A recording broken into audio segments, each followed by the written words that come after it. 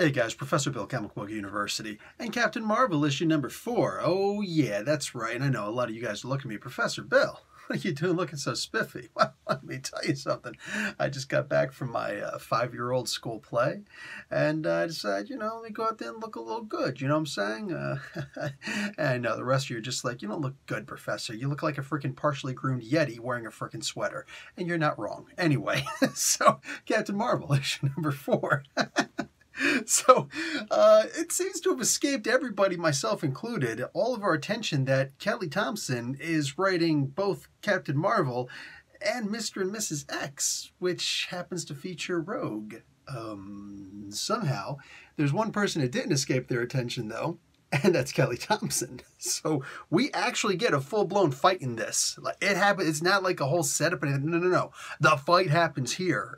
It's actually 2 fights. Wow! Could it get any better? Kind of. Anyway, so look, this is called Re-Entry issue part 4. Must be an important note here.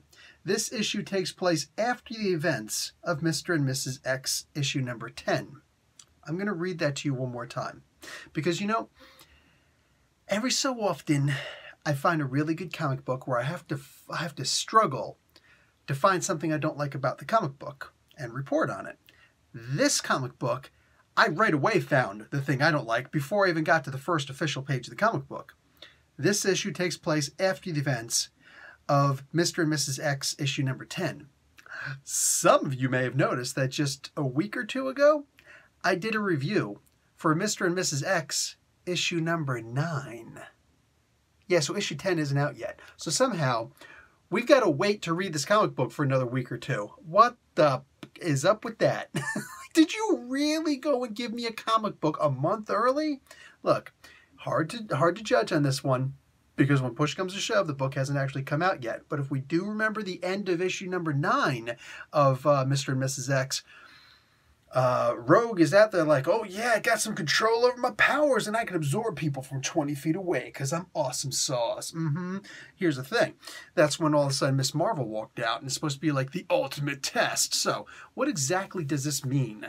I don't know yet, but man, I can't freaking wait to see. Gotta wait for Mr. and Mrs. X part 10 to come out. And then I can read this. I read the book.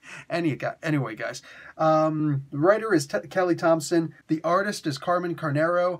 Tamara Bonvillain is on colors, and VC's Clayton Cowles on letters. The cover artists are Amanda Connor and Paul Mounts, and Gerard Parel is on the variant cover.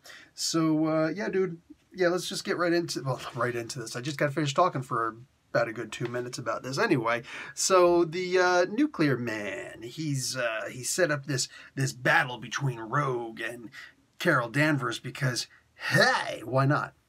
Plus, he wants to marry one of these 2 women. I guess he's not the polygamous type. He's very traditional in his enslavement of women and things like what the frick is going on with this moron? So look, I've got a lot of bad things to say about this moron who is the Nuclear Man. The thing is, I think he's actually written pretty well. He is the epitome of machismo. And no, I don't mean frickin' Razor Ramon. I just mean a completely misogynistic, sexist jackass. That's all this guy is. He is the worst, most toxic, imaginable form of this creature. In the current climate, it's hard to really think of a better character to use.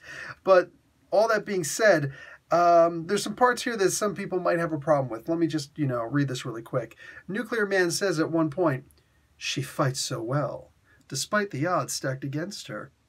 I admit being impressed. Have I finally, truly found my equal? Do I feel, is it love?" That is the absolute corniest writing I've ever read in my life. However, the cool part is, it's only Nuclear Man who's talking like that. Everybody else in the comic book talks like a normal human being. Only Nuclear Man talks like that. Could this be by design? Could it be that the most ridiculous freaking character, in my opinion, in all of comic books, is written to be a cornball?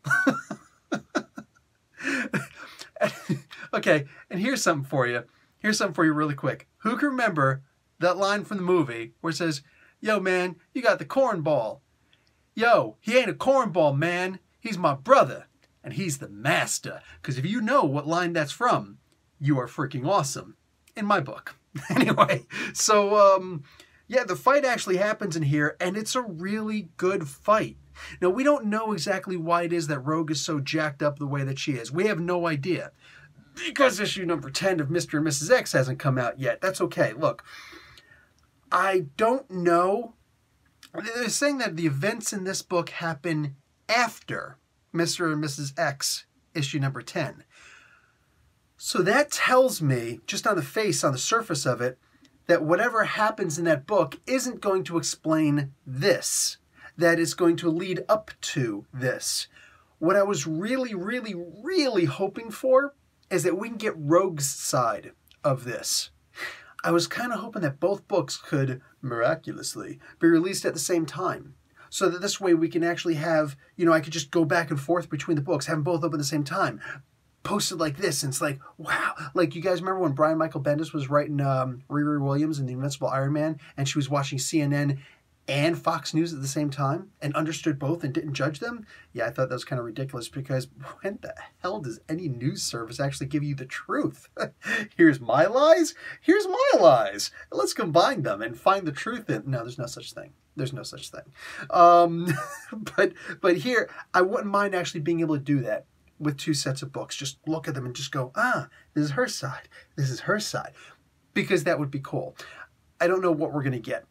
But like I said, it really does stick hard with me that I have to read this book technically after the events of issue number 10 of Mr. and Mrs. X. Now, look, again, haven't read it because it's not out yet. But it could be that I'll read it and I'll realize exactly what it is that Miss Thompson was doing in this.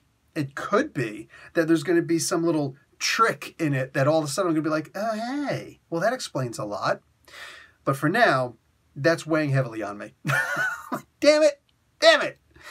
But I got to say, man, honestly, of all things in the world, how the hell? I like to consider myself at least fairly introspective, all right? You guys find me, introspective enough that you come back and look at, one or two of my reviews. How the hell did I not pay attention to the fact that Miss Thompson is writing both of these characters? Just, on my part, a huge derf. Still, really looking forward to Mr. and Mrs. X issue number 4. This was number 4 of Captain Marvel. Issue number 10 of Mr. and Mrs. X right now. Because this was a really cool fight. And I kind of got to know why Rogue was all up like that. Because, yeah, definitely wasn't a fair fight. But it goes to show you how powerful Rogue is. Does anybody remember that meme that was spreading around when Captain Marvel came out in the trailers and all that stuff? Yeah, that was fun. Anyway, that's kind of what we got here. In spades. All right, guys. Professor Bill, Comic Book University. Class dismissed.